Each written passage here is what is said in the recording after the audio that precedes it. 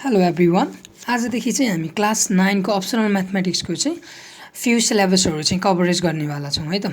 Class 10 को optional mathematics first chapter चाहिँ order and pair relation भन्ने च्याप्टर छ।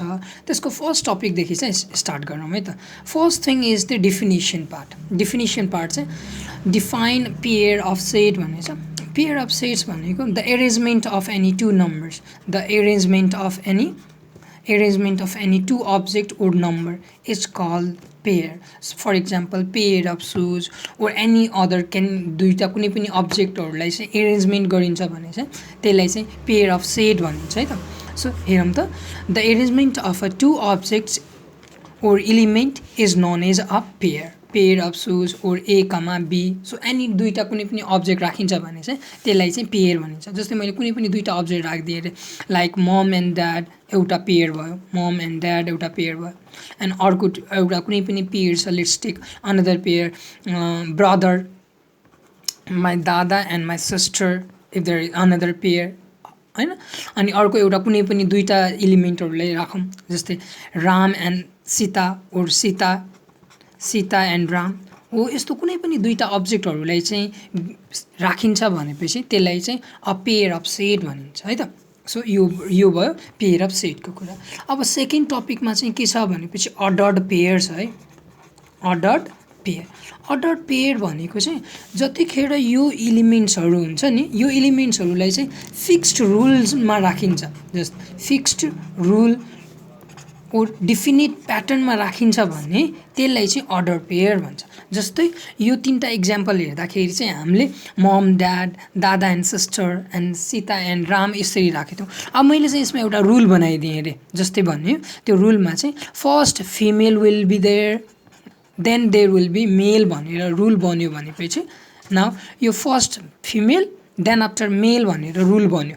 अब यो रुल बनेपछि चाहिँ अब मैले यो इलिमेन्टहरूलाई कसरी एरेन्ज गर्नुपर्छ त, A is equals to first female mom then followed by dad. अब यसलाई चाहिँ अर्डर पेयर भन्छ। ओके, सेकेन्डमा के छ, सिस्टर इज फिमेल देन दाई और दादा। And the second is C नम्बरमा इज फर्स्टमा Sita then followed by Ram. So boys and girls पेयरमा चाहिँ के हुन्छ भनेपछि यो इलिमेन्ट्सहरू चाहिँ फिक्स्ड हुँदैन। फर्स्ट इलिमेन्ट र सेकेन्ड इलिमेन्ट चाहिँ तिनीहरू फिक्स हुँदैन, सेटमा जे पनि राख्न मिल्छ। जस्तै 1,2 हुन्छ भनेपछि 2,1 पनि हुन्छ, तर यो चाहिँ कर्ली ब्राकेटमा राखिएको हुन्छ। In talking about the order पेयरमा चाहिँ स्मल ब्राकेटमा राखिन्छ where X component and the why component are specific. भनेको मतलब this first element is call X component. अनि यो एक्स कम्पोनेन्ट चाहिँ जहिले पनि यो एक्स कम्पोनेन्ट नै हुन्छ, चेन्ज गर्न मिल्दैन।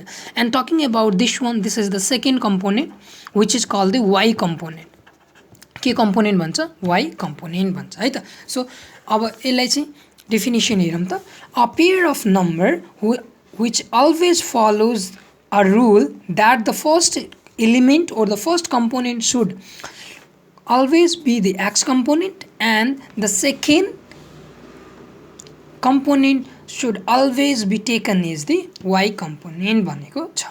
ओके, त अब फर्स्ट कम्पोनेन्टलाई चाहिँ x component भन्छ, which is also known as the antecedent, and the second element यानि कि वाइ कम्पोनेन्ट भन्छ। अनि अर्को एउटा इम्पोर्टेन्ट टपिकमा चाहिँ के छ भनेपछि इक्वेलिटी अफ अर्डर पेयर भनेको छ है त।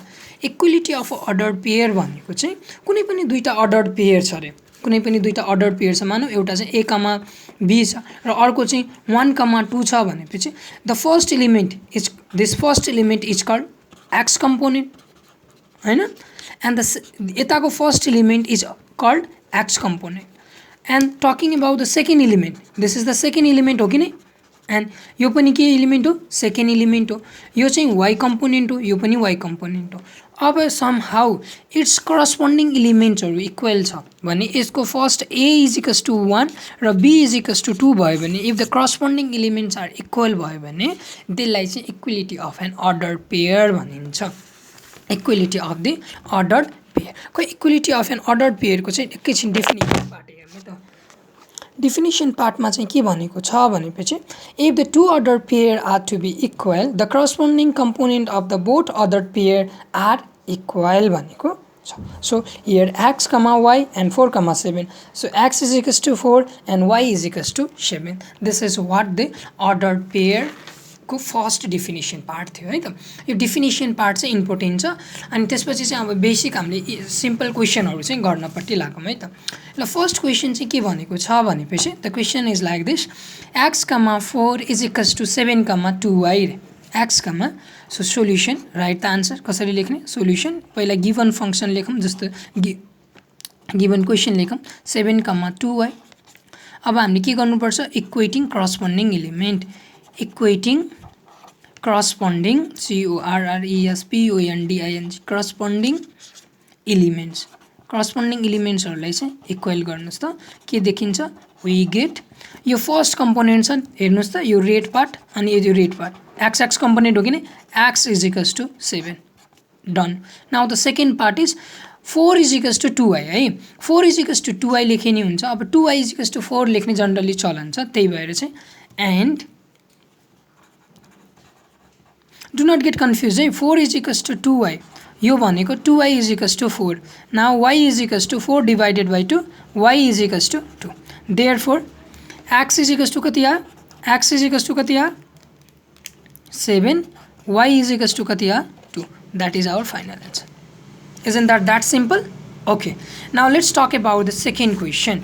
now the second question is like this 4x plus 8 this is the x component or the first element अनि 16 रे यो चाहिँ फर्स्ट एलिमेन्ट हो कि हैन ओके ल अब सेकेन्ड कुरा हेरौँ त यो चाहिँ सेकेन्ड एलिमेन्ट हो यानी कि y कम्पोनेन्ट यो यता सेकेन्ड एलिमेन्ट छ यानी कि यो सेकेन्ड एलिमेन्ट भनेको कुन component y component x component x सँग इक्वल हुन्छ y कम्पोनेन्ट y सँग इक्वल हुन्छ भनेको मतलब अब सेम सेन्टेन्स लेख्नुस् त यतापट्टि equating corresponding elements we get 4x plus 8 is equals to 16 from here थोड़ी simplification गरौँ or 4x is equals to 16 minus 8 4x is equals to 8 x will be equals to 8 divided by 4 that is x is equals to 2 है okay अब मैले यता green part use गरेँ है त green part भनेको के छ यहाँनिर हेर्नुस् त 5x minus 7 is equals to 3 5x minus 7 is equals to 3 छ ओके यो 5x is equals to 3 यो यता माइनस छ यता गएर प्लस 7 हुन्छ so it will be x is equals to 10 अनि यो 5x और अब x is equals to 10 divided by 5 हुन्छ कि नै so x is equals to 2 therefore x is equals to 2 y is equals to 2 so that's all equating the corresponding elements. अब यो त बेसिक क्वेसनहरु थियो यो भन्दा अलिकति एडभान्स लेभलको चाहिँ एउटा क्वेसन हेरौँ अनि त्यसपछि चाहिँ तपाईहरुले अरु क्वेसनहरु चाहिँ गर्न सकि नै हाल्नुहुन्छ। यो क्वेसन पनि इजी नै छ so this part is called x component and this part is called the x component and the second one is this is called the second and this is called the second अर्थात y component and the y component। now let's equating the corresponding elements equating the corresponding corresponding corresponding elements we get first green part हेर्नुस् त x divided by 3 plus 1 is equals to 5 divided by 3 okay यसको तल केही छैन भने कति हुन्छ 1 3 र 1 को एलसीएम कति हुन्छ 3 good.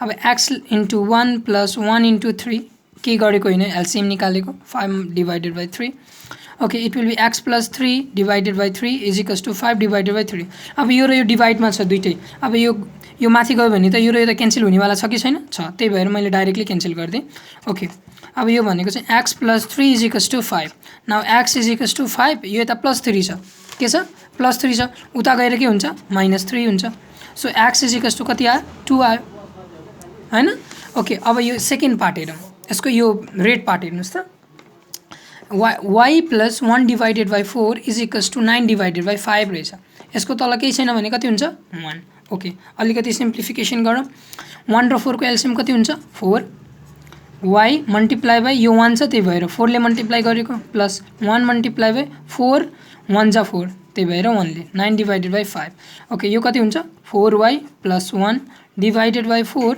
Is equals to 9 divided by 5 अब यसरी क्रस मल्टिप्लाई गर्ने हैन यसले मल्टिप्लाई गर्नुस् त कति हुन्छ over 5 times 4y plus 1 is equals to 9 multiply by 4 so it will be 5 4 जा 20y plus 5 is equals to how much it will be 9 चौको 36 so 20y is equals to 36 minus 5 यता प्लस 5 थियो यता आएर के हुन्छ माइनस 5 हुन्छ so y is equals to 31 divided by 20 x is equals to कति आयो 2 y इज इक्वल्स टु कति आयो 31 divided by 20. This is how we gonna solve these kinds of the simple question related to the ordered pair.